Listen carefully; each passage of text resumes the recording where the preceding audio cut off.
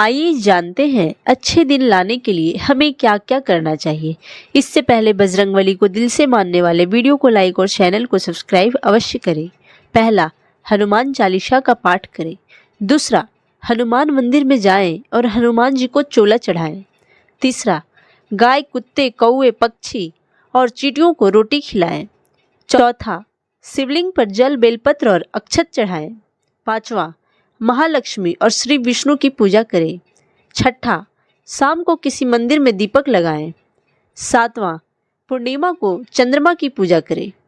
आठवां, पीपल, बरगद, नीम और केले की जड़ में जल चढ़ाएं। नौवां, चांदी या तांबे के गिलास में पानी पिएं। 10वां, घर में सुबह शाम कपूर जलाएं। 11वां, फिटकरी से दांत साफ करें। 12वां, लौंग का दान करें। 13वां, शनिवार को शिवलिंग पर लौंग अर्पित करें। हर हर महादेव।